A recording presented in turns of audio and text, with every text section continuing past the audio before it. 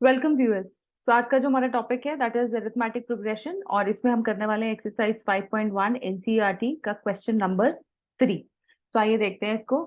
For the following APs right the first term and the common difference. तो आपको मालूम है कि हम एपी के फर्स्ट टर्म को कैसे डोनेट करते हैं, स्मॉल ए के साथ। सो ए को ए मीन्स फर्स्ट टर्म और जो कॉमन डिफरेंस होता है उसको हम बोलते हैं डी। तो स्मॉल डी से हम डोनेट करते हैं कॉमन डिफरेंस को।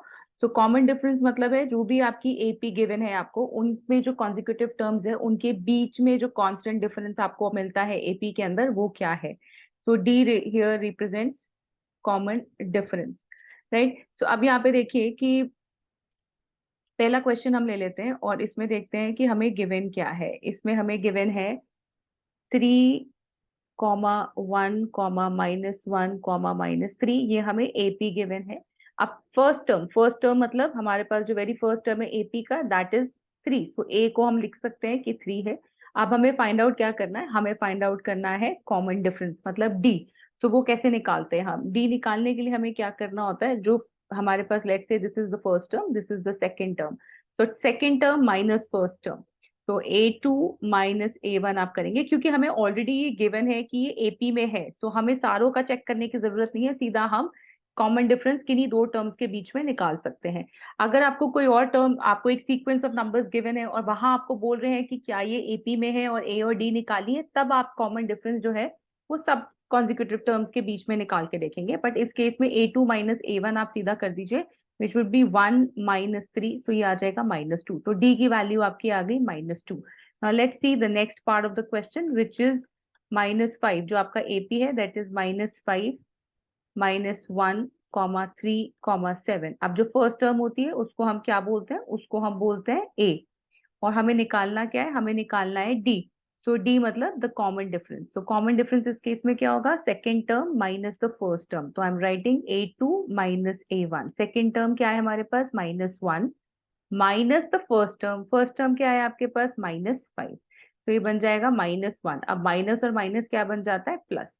तो -1 + 5 हो जाता है 4। तो आपके पास जो डी आ गया इस केस में दैट इज 4।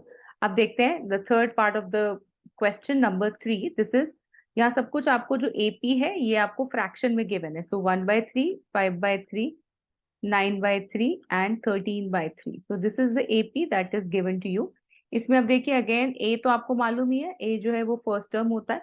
तो हम ए को लिख देते हैं the first term A as 1/3 and जो सेकेंड टर्म है हमारे पास वो है 5/3। तो इससे हम डी निकाल सकते हैं। डी क्या होता है, second term minus the first term which is 5/3 - 1/3। अब आपको पता है डिनोमिनेटर्स जब सेम होते हैं तो हम न्यूमरेटर को ऐड या सब्ट्रैक्ट कर देते हैं। इस केस में हमें एडिशन सब्ट्रैक्शन गिवन है। तो 5 - 1 विल गिव यू 4। सो 4/3। तो डी जो है मतलब जो कॉमन डिफरेंस आया आपका that is 4/3। Now let's see the fourth part also. Fourth part जो है वो आपको डेसिमल्स में आपको एपी गिवन है। एपी जो है वो आपका ये है which is 0.6, 1.7, 2.8 and the fourth term is 3.9.